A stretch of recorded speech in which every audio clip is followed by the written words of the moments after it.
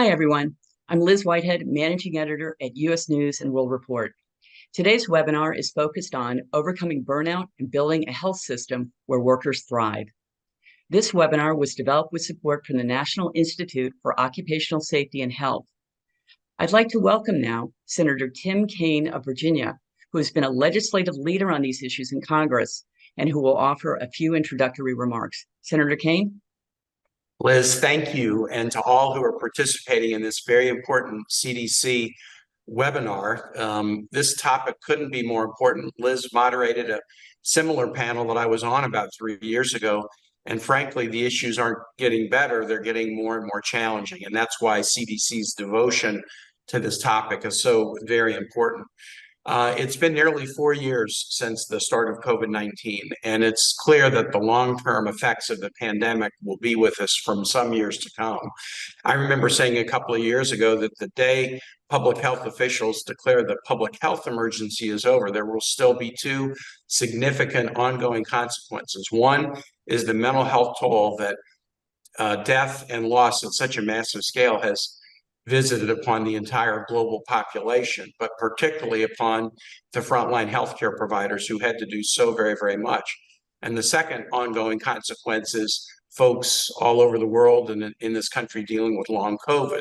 I'm dealing with a mild form of long COVID that I wish I didn't have, but at least it connects me with those who have much more serious problems and makes me want to work on their behalf. But the issue of healthcare, mental health, well-being of our healthcare workforce is so critically important.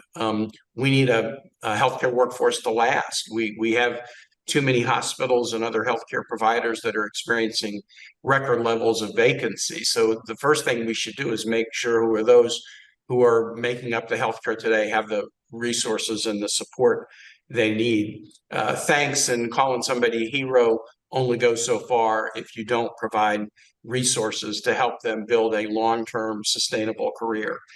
I am encouraged by some of the steps that we've worked on together to support our healthcare healers, including the passage of my bipartisan bill, the Dr. Lorna Breen Healthcare Provider Protection Act. Bipartisan, bicameral, very much focused on a much needed investment in the mental health and well-being of our frontline healers and other frontline workers. Lorna Breen, many of you know her story, a Charlottesville, Virginia native who was working in an emergency room in New York City at the front end of the pandemic when she was seeing death at an unprecedented scale, and it was still a poorly understood public health disaster that was unfolding. She got COVID. She came back to work probably too soon because she felt such a sense of responsibility for her colleagues and her patients and her mission as an emergency room physician. That led her into a significant mental health challenge, and she eventually died by suicide at the end of April 2020. But her sister Jennifer and brother-in-law Corey basically have devoted their last years to, in Lorna's honor, trying to build into our healing professions deeper awareness of mental health challenges, burnout, stress, but more importantly, what are the strategies that can be undertaken to keep people healthy and to reduce any stigma or barrier that healthcare professionals would feel in seeking help that they need. I'm pleased that President Biden signed this bill into law last year, and we've seen real progress from both private and public sectors. And today's launch of Impact Wellness Campaign is the first federal campaign to help hospital leaders improve the well-being of healthcare workers. I want to recognize so many organizations in the field who have raised awareness, who've developed solutions, who've shared best practices. And the first panel, Doctors Dearby, Farley, Howard, and Mutha, who represent some of the organizations that have really been on the front lines in trying to help us address this issue. So I want to thank everybody who's participating in today's conversation. I look forward to deriving from you the latest thinking about implementing the Breen Act, but also the next steps that we can take to make sure that we have the healthcare workforce that America needs for a long-term future. Thanks so much for being part of this today. And with that, Liz, I hand it back to you. Thank you. Thank you very much, Senator Kaine, for providing such important context for today's discussion. I'll now turn to my colleague, U.S. News Managing Editor Michael Morella, to introduce our panel and lead the discussion. Michael? Thanks, Liz. And thank you also, Senator Kane. I'm very pleased to introduce our panel. You can find their full bios along with links to past and future webinars at usnews.com/events. And just one more quick note, we are recording today's session and it will be available to watch on demand on our site. We encourage you to look for a follow-up email from us and share it with your networks. With us today, I'm pleased to welcome our Dr. Lottie Derby, Senior Associate Dean of Faculty and Chief Wellbeing Officer at the University of Colorado School of Medicine, Dr. Heather Farley, Chief Wellness Officer at Christiana Care and a Professor of Emergency Medicine at the Sidney Kimmel Medical College at Thomas Jefferson University, Dr. John Howard, Director of the National Institute for Occupational Safety and Health, and the Administrator of the World Trade Center Health Program in the U.S. Department of Health and Human Services, and Dr. Sunita Mutha, Director of the Health Force Center and Professor of Medicine in the Division of General Internal Medicine at the University of California, San Francisco. Thank you all so much for making the time to be with us, and let's jump right into it. Could each of you just briefly share a little bit more about your roles, your institutions, and how you're working to address burnout and improve healthcare worker well-being? Dr. Howard, maybe we could start with you. Thank you, Mike. The National Institute for Occupational Safety and Health is the part of the Centers for Disease Control and Prevention that concerns itself with the safety and health of American workers. And I think we're all familiar with the tremendous stressors, as Senator Kane mentioned, on the healthcare workforce that happened during the pandemic. And we have a great interest in trying to assist those workers in their work environment by an emphasis on what the employer, what the CEO of the health system, what the frontline supervisor can do to alleviate some of those conditions that are associated with the operation and the organization of work itself. And we've devoted quite a bit of effort in this area over the years, but I think the pandemic has only exacerbated all of those risk factors. So we're really thrilled to be able to launch Impact Wellbeing and thrilled to join the rest of the panelists to explain the new campaign to you. Definitely look forward to hearing more and exploring more about that campaign. Dr. Derby, could you tell us a little bit more about yourself? Yeah, thanks a lot, Michael. So as a Chief Wellbeing Officer and Senior Associate Dean of Faculty at University of Colorado School of Medicine, I really oversee our multi-pronged strategy for how to really create a work environment in which top diverse talent can thrive. So we're really focusing on building out initiatives to promote meaning and purpose in work, as well as growth and development opportunities for all of our faculty, and to build community and connection and support, which I know we'll talk about is really an important piece of it.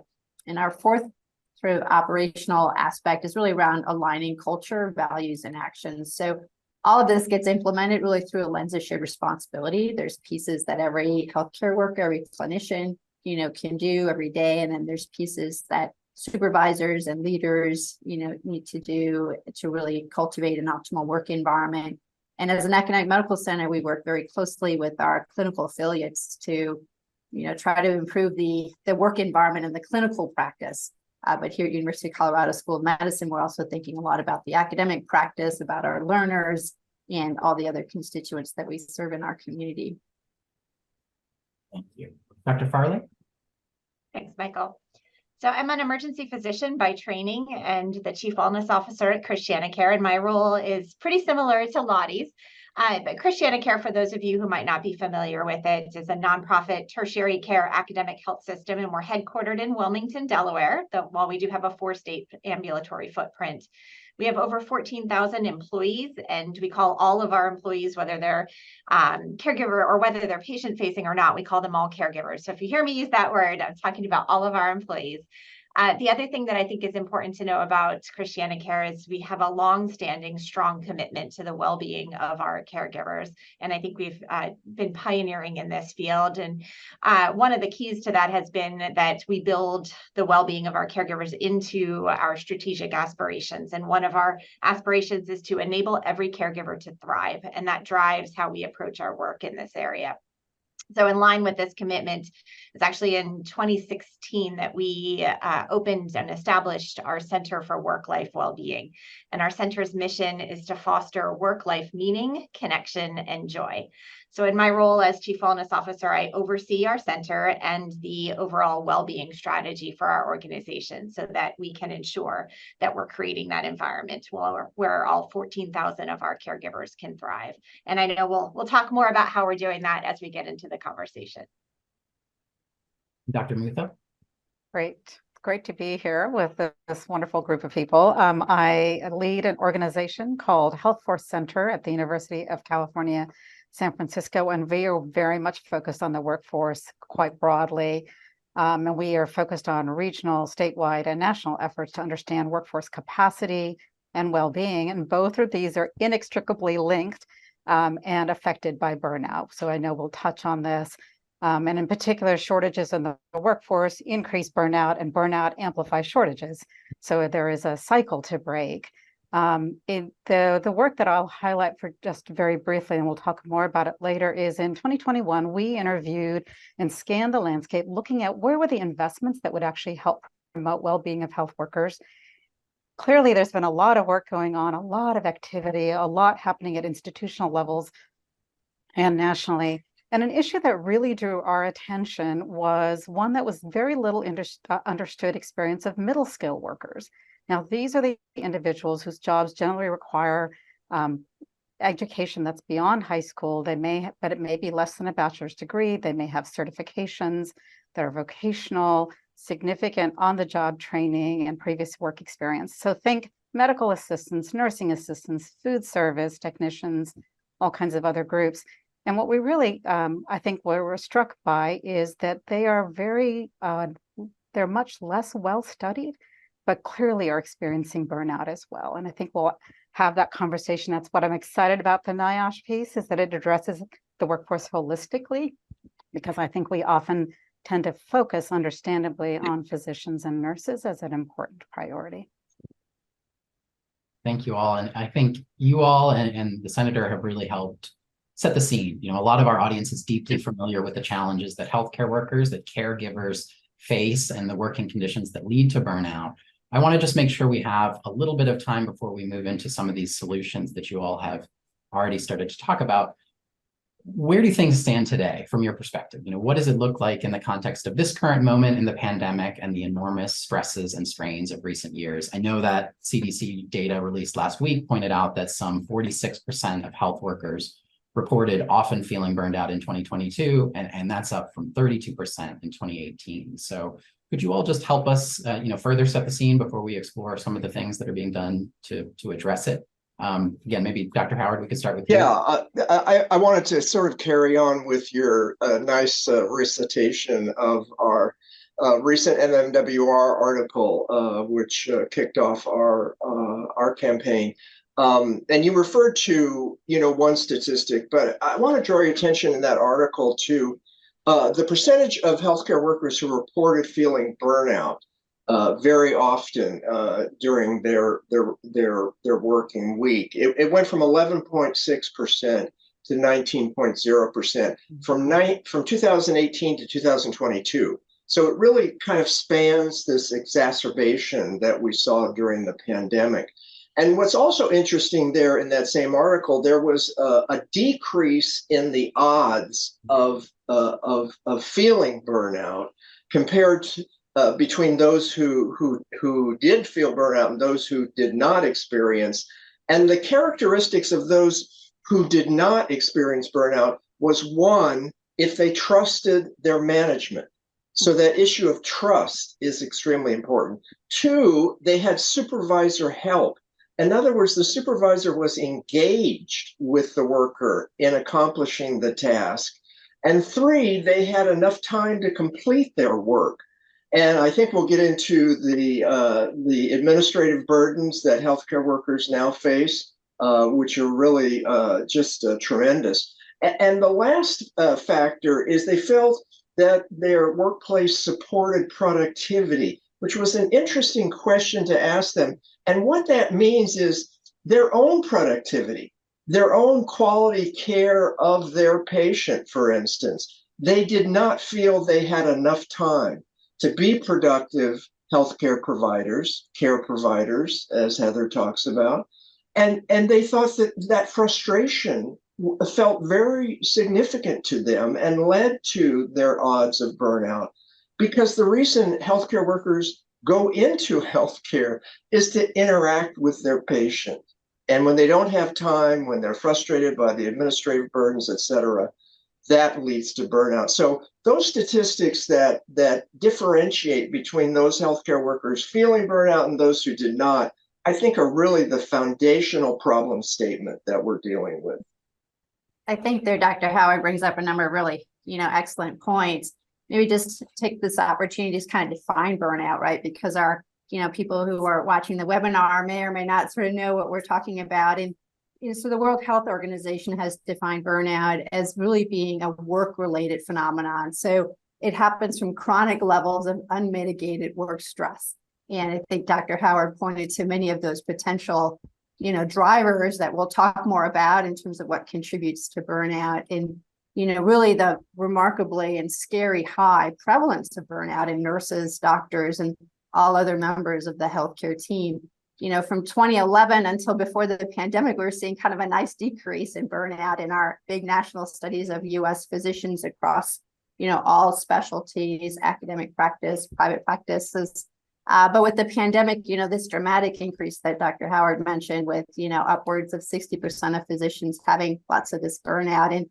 And Michael, I'd like to just comment on sort of the so what, right? Like, why is this important? Why are we talking about this today? Why are we sharing potential strategies? And it really comes down to, the patients. So when docs and nurses are burnt out, we don't deliver as good care. We know that docs who are burnt out are more likely to commit major medical errors. They're more likely to be involved in medical malpractice litigation suits. That level of burnout in nurses and doctors in the ICU is an independent predictor of patients dying. Whether or not you get an infection when you're in the hospital is related to whether or not your nurse is burnt out. There's multiple things, and related to what Dr. Mutai was saying, when doctors and nurses and other members of the team are burnt out, they're more likely to quit medicine, leave their job, or even just cut back on the number of hours they're taking care of patients. So not only do we see quality and safety implications, but we see big access to care.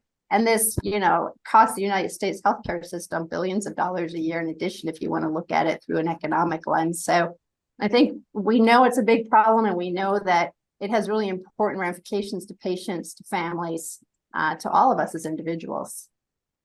And I'm really glad that you're kind of setting the groundwork there, Lottie. And what I think is really important that you said in defining what burnout is also what it's not. So it's not about our caregivers' lack of resilience or grit or anything like that. It's and again, both what you shared and what John shared around what differentiates those who are experiencing burnout from those who don't.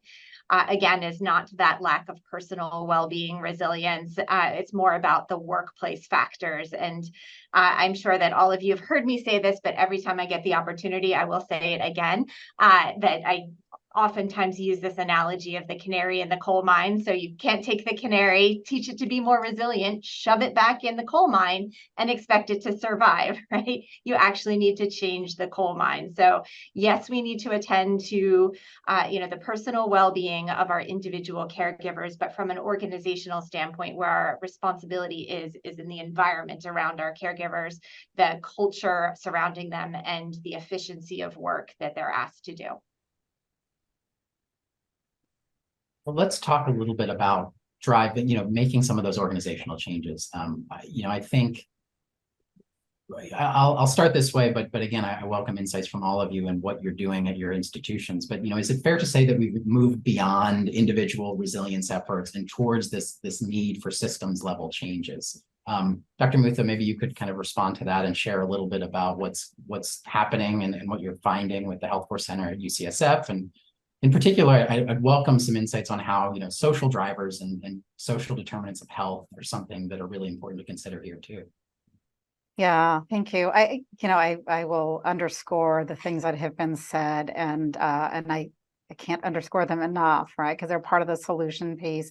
The things that I'll highlight is that I think as we started to do the work really focusing on middle skill workers, we also identified the place where there was less attention for reasons that we might imagine is also in safety net settings. So we're talking about our public hospital systems and our federally qualified health centers, where resources are lean often to begin with.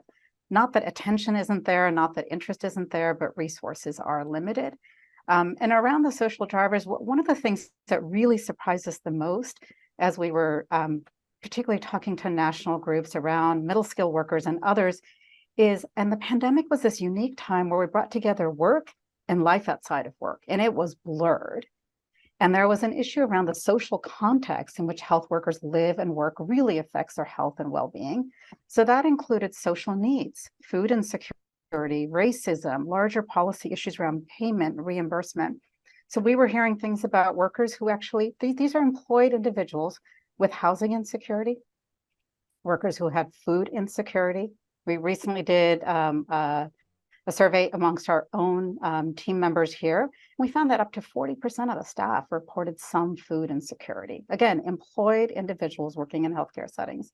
We heard a lot about difficulty with transportation to be able to get to work, and pandemic that really magnified when transportation was often affected. And what we were hearing is that these social drivers lead to and add to the stress and contribute to absenteeism. So not being able to show up to work, and presenteeism, showing up, but having so distracted that it's really difficult to do your job fully.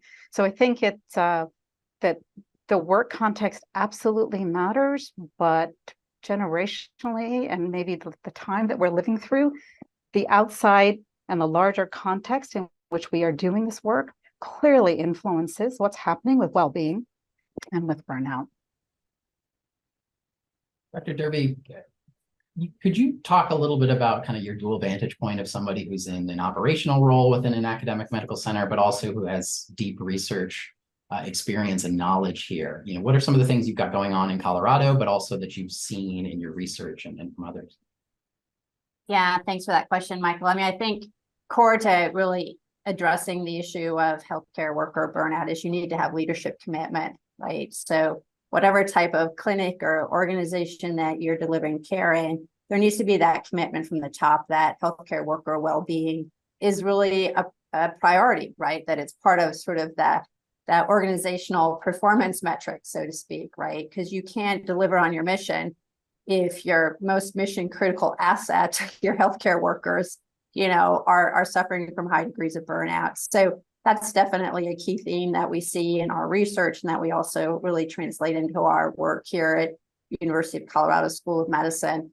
I think the second piece is really to have someone driving the bus, frankly. You know, in big, complicated organizations, we have leaders for finance, we have leaders for practice, for research, you know, we have quality improvement leaders. And similarly, there needs to be sort of a leader who's setting the strategy and getting, you know, all the rowboats sort of going in the same direction with optimizing, you know, the work environment. So whether that's a CWO or some other executive, I think is a really critical piece.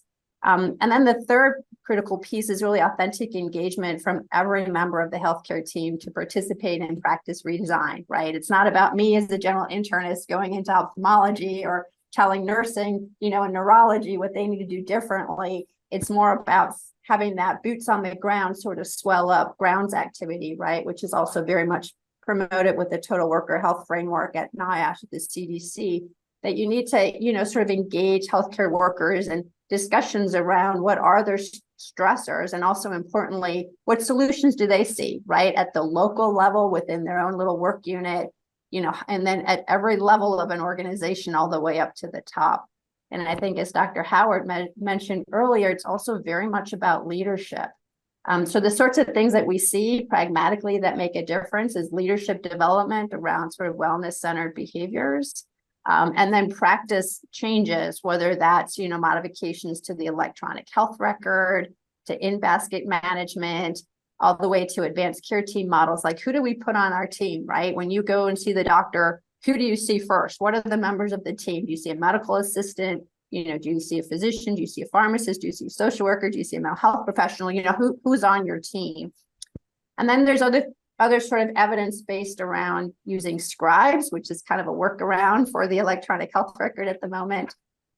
There's been studies looking at professional coaching, which can really help healthcare workers sort of gain some skills about how to manage change and lean in and be more effective leaders.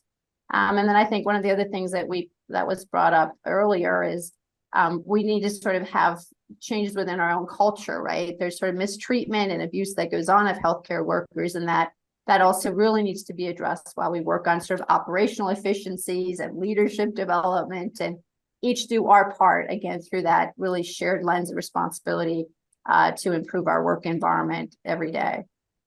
So I just wanted to comment, that's just a fabulous toolkit, and it's almost like overwhelming in terms of a healthcare leader in a small rural hospital somewhere that's trying to get a handle on this sort of thing. So I wanted to put in a plug for one of the tools that we developed at NIOSH called the Worker Wellbeing Questionnaire, or WellBeing. And I think it's the first step in understanding, well, what do your healthcare caregivers, what do they think about all of these issues? And I think you have to be able to start with that, and you really have to have an environment in which they feel free to be able to express it. So it has to be anonymous, and our survey is, and that's really the first step. And I think the other thing that Lottie mentioned to me that's central to it all, and we keep coming back to it here today, is the idea of the healthcare leader, whether it be the CEO or the department head or the first line supervisor, engaging with the folks that are providing the care. There has to be that trusting relationship. And one of the tools that we're recommending is the use of the Health Action Alliance's Leadership Storytelling Guide. And if you look at that particular tool, one of the things that I took away from it is the leader, whoever that is, being able to share their own mental health issues. Just as they would share, I broke my leg because I fell off my bicycle over the weekend, they would be able to share with their workers, issues related to their own stress levels or their anxiety levels or their fear of being burned out, et cetera, to be able to actually have that connection. And storytelling is the way we all relate to whatever we're watching on Netflix or any other channel. So the idea of a leader telling that story, I think, is extremely important, their own story with their workers. So again, it's the engagement. It's the engagement, stupid. There's nothing else better than that. And I think then you go, once you have that, then all of the things that Lottie said, all of those issues then can be attacked from a trusting relationship with the healthcare worker. Dr. Farley, could you weigh in? Will you tell us about some of the innovations happening at ChristianaCare and the Center for Work-Life Wellbeing there? Sure. And I'm actually going to take a cue from John, and because I absolutely second his opinion that leaders sharing their own experiences is incredibly powerful at destigmatizing some of the suffering that happens in healthcare. So I'm an emergency physician by training. I shared that, and we know that emergency medicine is one of the areas where we oftentimes see the highest levels of burnout, with high workload and often low resources and a definitely high exposure to trauma. So many years ago, I had my own experience with this, and I've shared this with others before, but I think it's important to do it in a public forum as well. And so many years ago, I was taking care of actually one of our employees, one of our caregivers in the emergency department, and I discharged her from the emergency department, and she died on the way home from the ED. And obviously horrible set of circumstances for her family. But as the physician that took care of her, that was absolutely devastating for me as well. And definitely sent me into a bit of a personal and professional tailspin. And at the time when this happened, it was the culture at that time was one of shame and blame and silence. And it wasn't it wasn't okay to say that you were struggling with something, because maybe that meant that you weren't cut out for this work. So I didn't talk to anybody about it. And it took me a long time to get through that and to kind of claw my way back from the ledge. And once I finally did, I started to share what I had experienced with some of my colleagues. And I realized that, oh my gosh, it's not just me, that there are so many of us that have these cases and have these experiences, but we're just not talking about it. And that was a moment for me that I realized that we had a lot of work to do, and we fundamentally needed to change the culture within my own organization at the time and in healthcare more broadly. So that was, really what got me to begin to do this work in well-being and to become our chief wellness officer and to open our Center for Work-Life Wellbeing. And so obviously, I've talked about in our center that sure, we focus on personal well-being, but much, much more so on the culture of well-being and efficiency of work. And so what do we mean by that culture of well-being? So that means, a health system that has that culture of well-being is an environment that actively attends to concepts like safety, physical safety, psychological safety, one that fosters camaraderie and teamwork, equity and inclusion. It's a place where our employees have a voice and where they feel connected to a sense of meaning and purpose. And I think, pursuant to the story that I shared, very importantly, a place where it's okay to not be okay, and where stigma around help seeking is minimized. And so two of the programs that we have that I'll just share very briefly about that were created to create that environment where it's not okay to not be okay. One is our peer support program. So we know that after these difficult events, counseling and therapy can be very helpful, but oftentimes what the caregivers want in the immediate aftermath is they want to talk to someone who gets it, who's been there. And so we've trained over 70 peer supporters to serve as that confidential, friendly ear from someone who's been there to help our caregivers process the difficult emotions that are often a part of those adverse events. And we've also, a key component of that program is that it's proactively offered, as opposed to waiting for someone to raise their hand and say, hey, I'm struggling, I need help, because we know that that's a huge barrier. And then the second program that I'll highlight is psychological first aid training. So over the last fiscal year, we've trained over 50% of our people leaders in psychological first aid. So we're not asking our leaders to be counselors or therapists, but what we are doing is we know that that people on their teams are struggling. So we're giving them the skills to recognize when someone's struggling, to respond effectively, and then to get them connected with the appropriate resources. And I think those two programs, both our peer support program and our psychological first aid training, have gone a long way to creating that culture of well-being and a culture where it's okay to not be okay. So I wanted to thank Heather for sharing that story because it's very powerful, and also for bringing up a really important both national policy issue and institutional issue.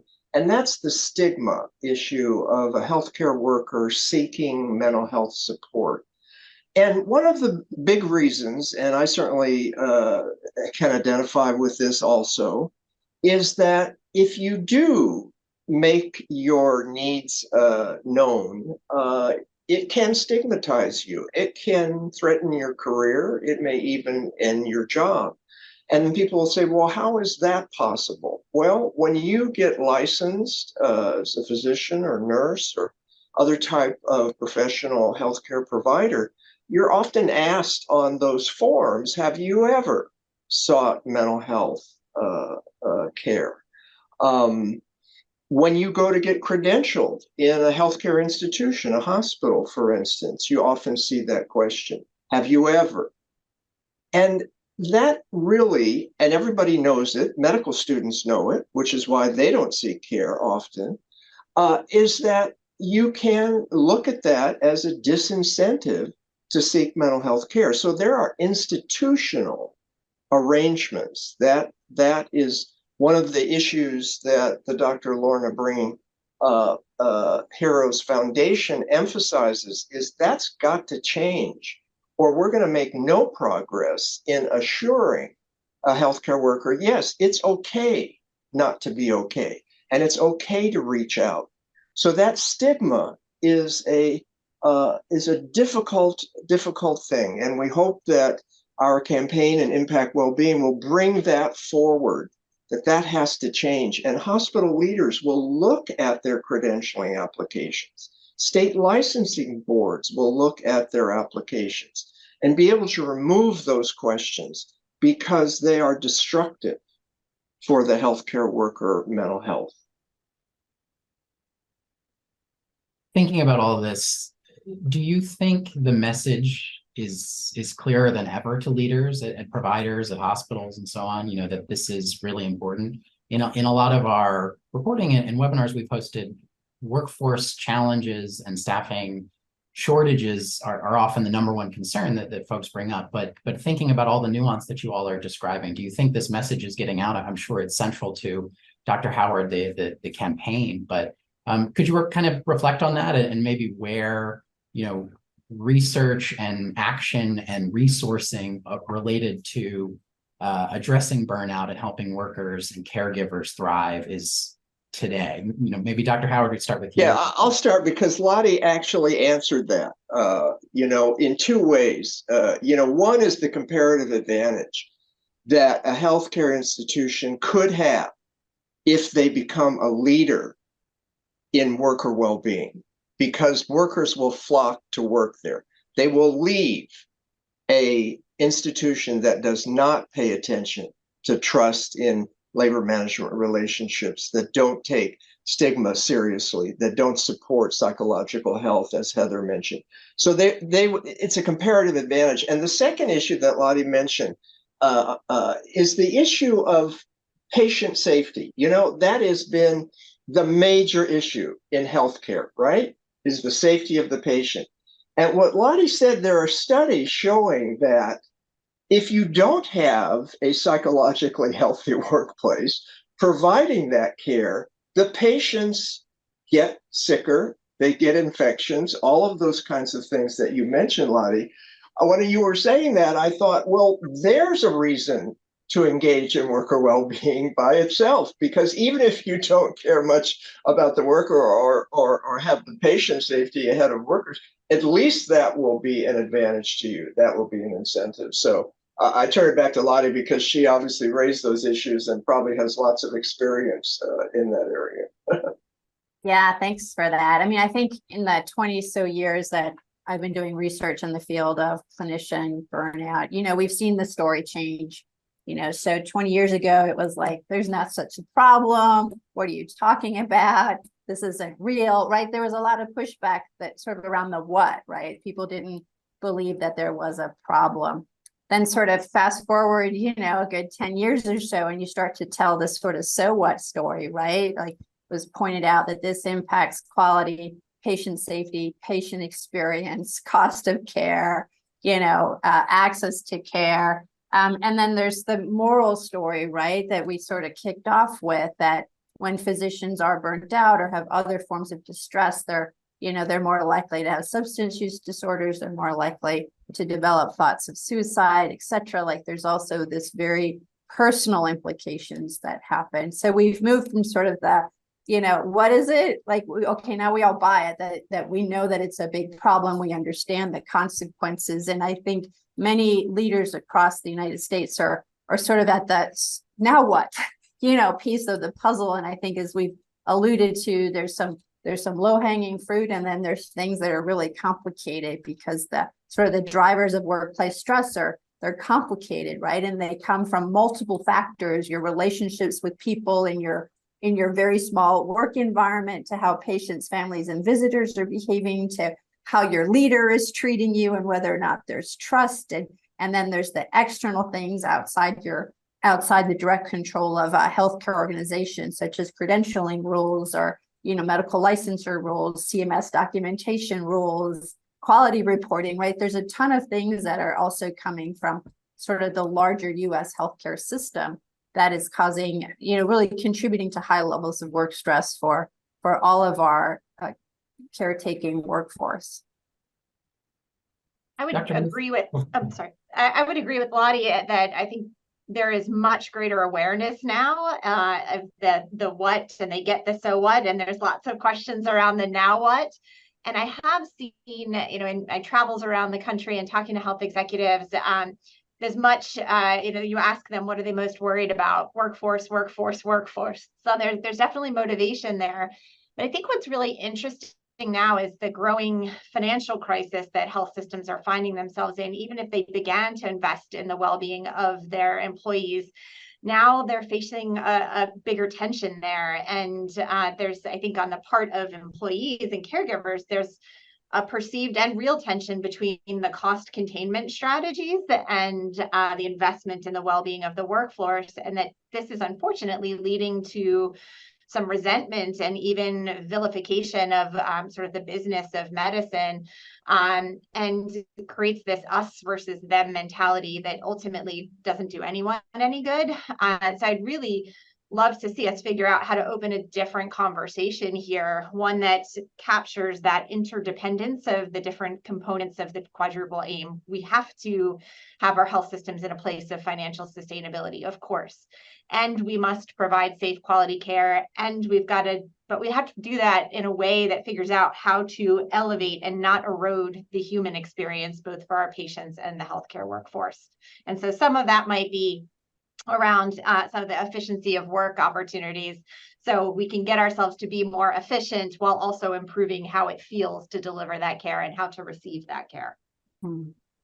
Dr. Mutha, could you pick up on that? I definitely also would love to get your perspective, and really anyone's, on what hospitals that might be limited in their resources can do to really help their workforces and address, the needs of their communities. Are there low cost, high impact approaches to make this kind of deep, sustained cultural change?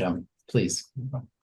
Yeah, all of this conversation completely resonates, and I think that that regardless of what kind of health systems we're talking about, maybe especially though about poorly or less well-resourced systems like public hospitals and federally qualified health centers, there is a relentless focus that I've seen that is on the workers, because without people, you cannot deliver care, most care. And I think that what has been the focus has been, we have to take care of who we have in order to retain them, to not magnify the shortages, because recruitment is so difficult in the setting of much larger shortages. And the shortages are widespread. I mean, pick a category of worker, clinical lab technicians, there are shortages. And that has huge cascading impacts on whether or not you can run the test, and if it can be delivered in time for test results, and what the ordering clinicians can do. So I think that attention is there. I think that the other piece that I'll bring in, I want to bring in two things, and I will answer your question about low cost ideas, because I think it's borrowing from other places that have done this heavy lift, and having tools that NIOSH and others have put in place so that we're consistently using similar tools and can then share what we're learning as well as what the interventions are. The piece I want to bring in is this issue, and I think it came up in one of these questions around equity, and I think equity has to be embedded in all of these conversations. Most of our frontline workforce, the middle skill workers that I was talking about earlier, that expand out our care teams, are racially, ethnically, socially diverse. They're predominantly female also. So they have added burdens of responsibility outside of work that do impact their ability to be at work, whether it's childcare or elder care. And these individuals are often not included in some of the interventions that we're talking about. And oftentimes this larger extended team may be taking on additional work to try to mitigate burnout for clinicians. So inbox management or things like that. And experience does show, and I think where the interventions come in, is there's some really interesting work, and it has to still be tested, about well-being task force, and whether or not they can help people feel like they have agency as individuals, not waiting for leaders alone to set the right context, but having agency for the things that they can control in their work environment.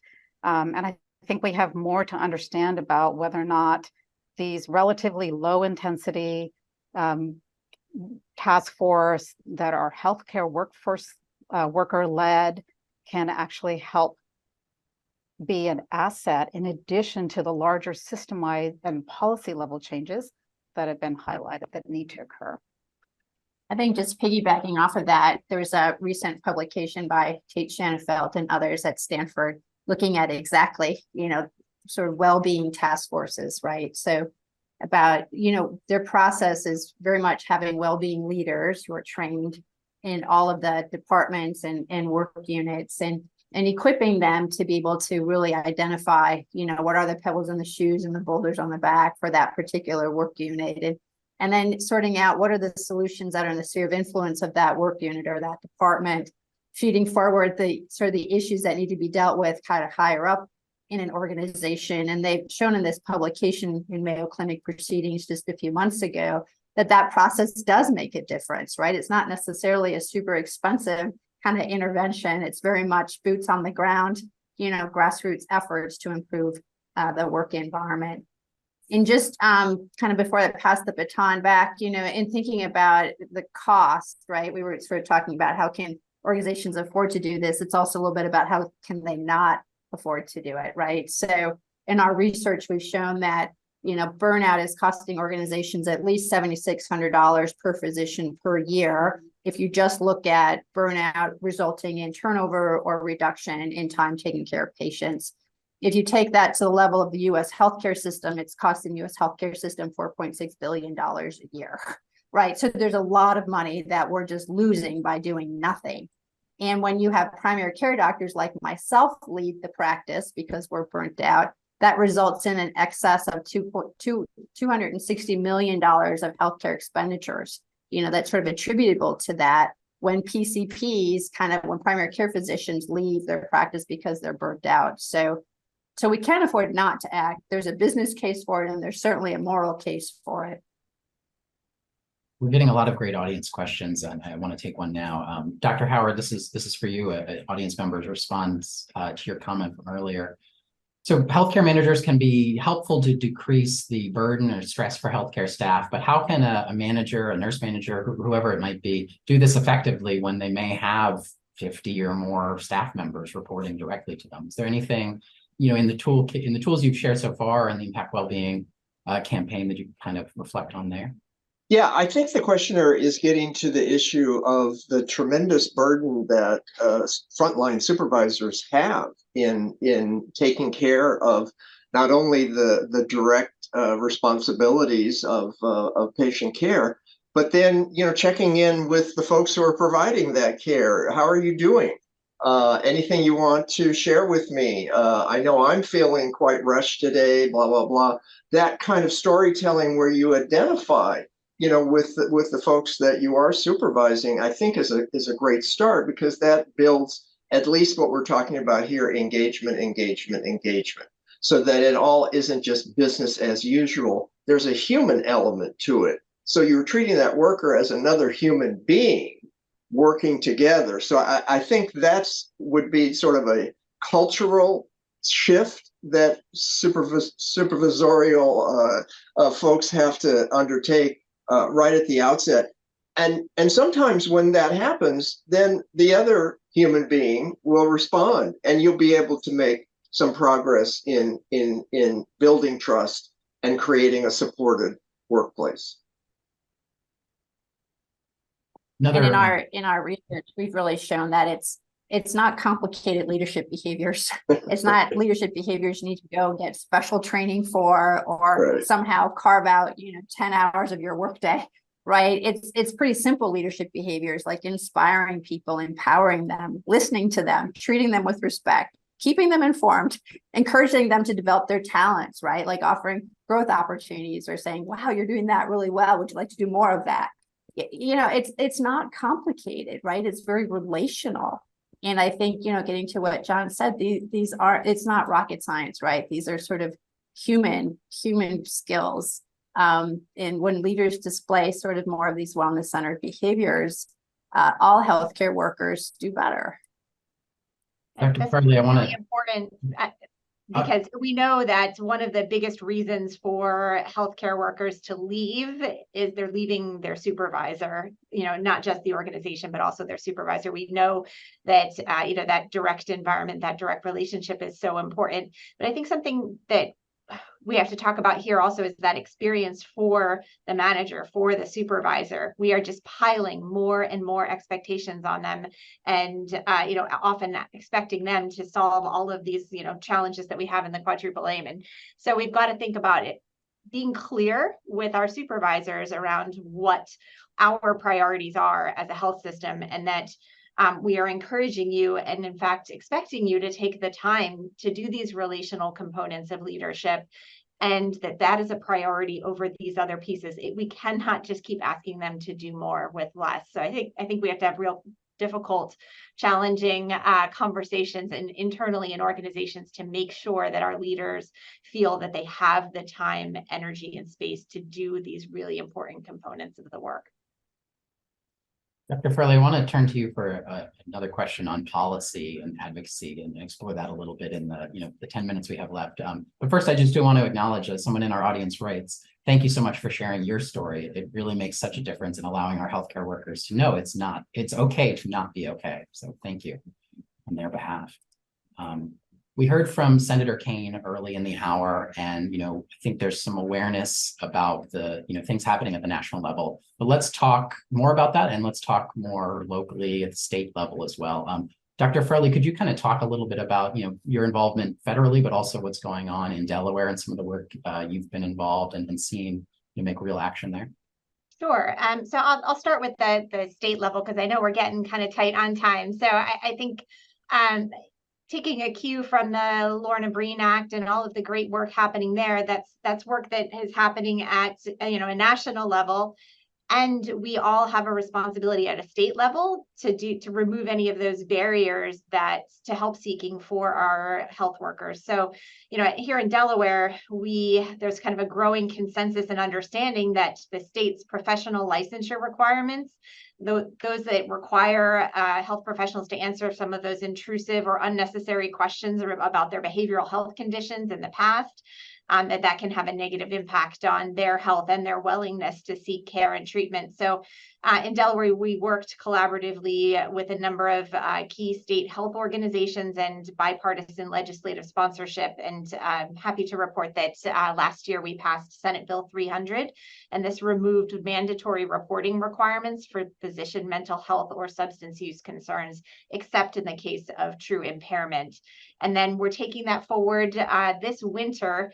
We'll build on that momentum and introduce a legislative act that will direct healthcare professional licensure boards to revise or remove any of that intrusive or stigmatizing language around mental health care and treatment from any licensing applications.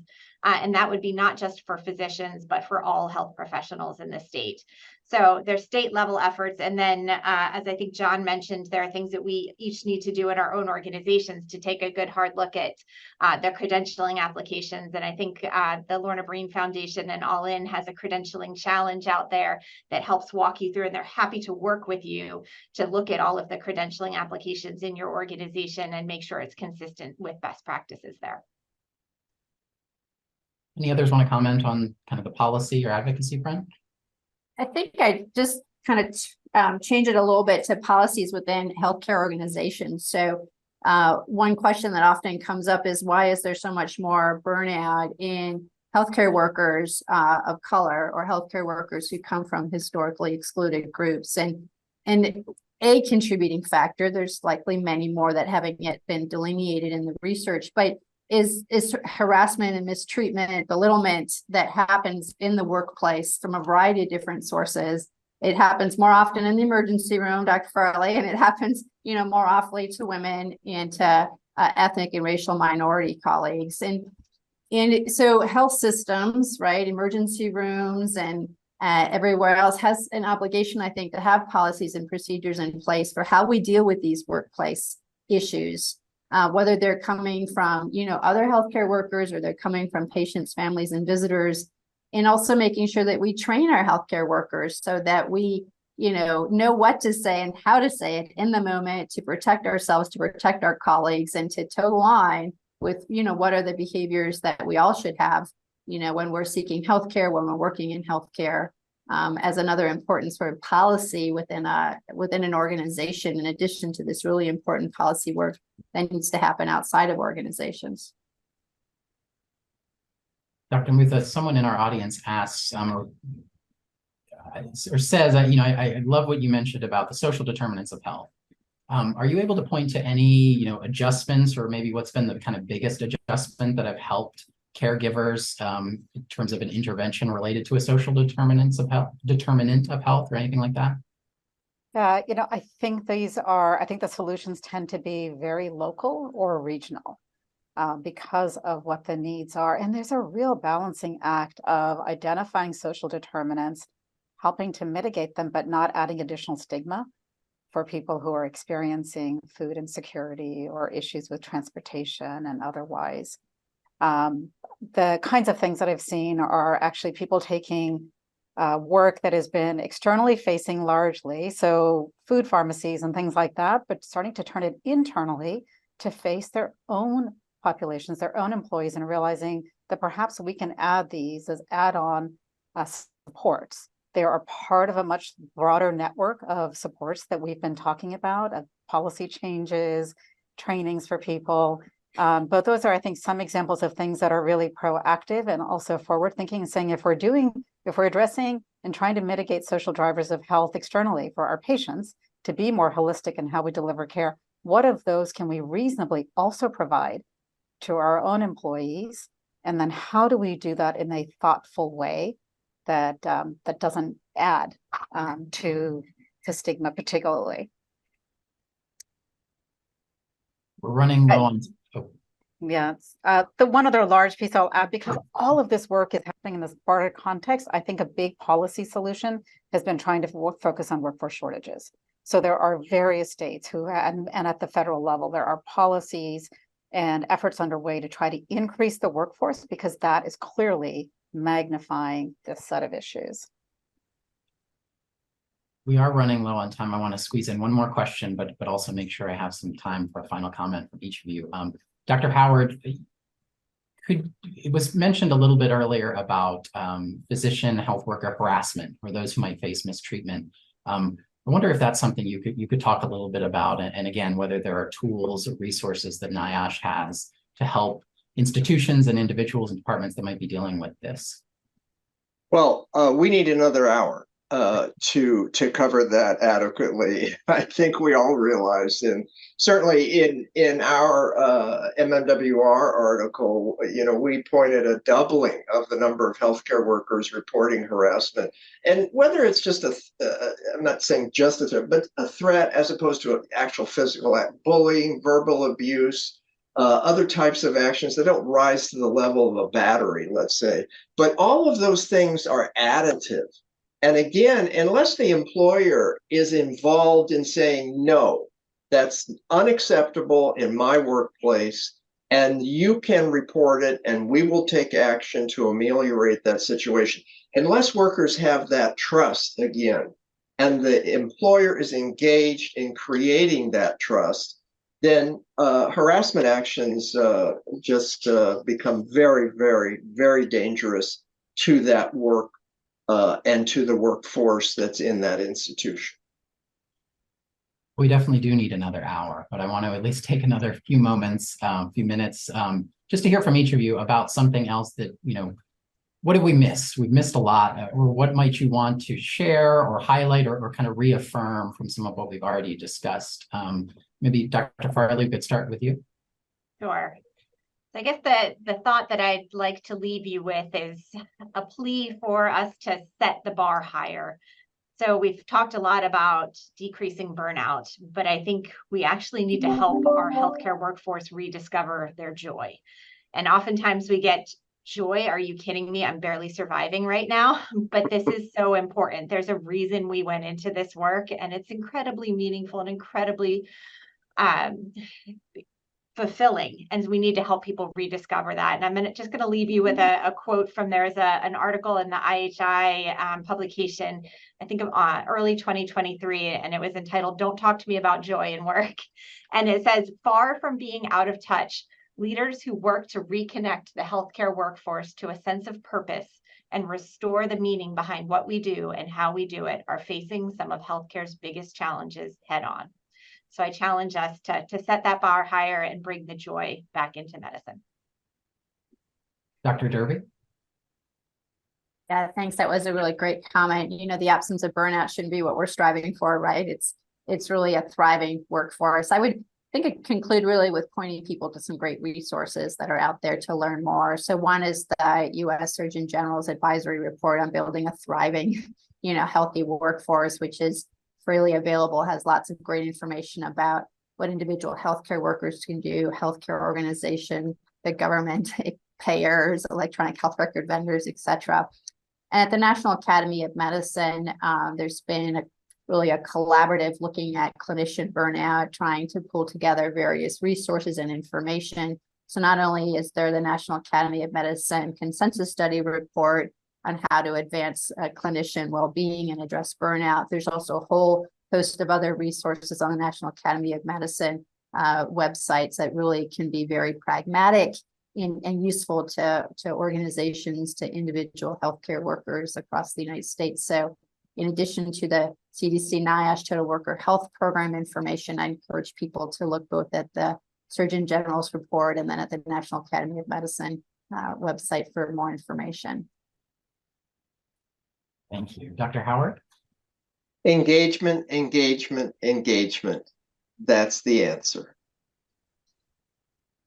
Very well said. Dr. Mutha?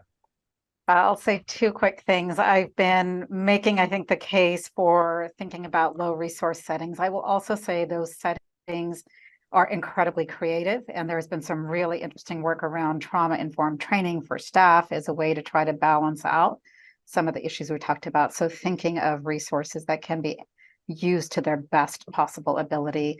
The last thing I'll end with is I am hopeful, and maybe because we need to be hopeful, but I'll leave with a quote also by John Gardner, who started Common Cause. We're faced with a series of great opportunities that are brilliantly disguised as insoluble problems.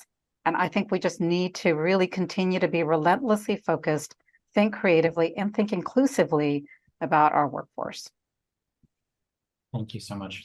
Great sentiment to end on. And I really appreciate that feeling of hope and action and real solutions that you all have shared and that are out there. So thank you so much, Dr. Sunita Mutha, Dr. Heather Farley, Dr. John Howard, and Dr. Lottie Dearby for your time. And thank you to those in our audience for joining us today and for your great questions. Looking forward to seeing you again soon.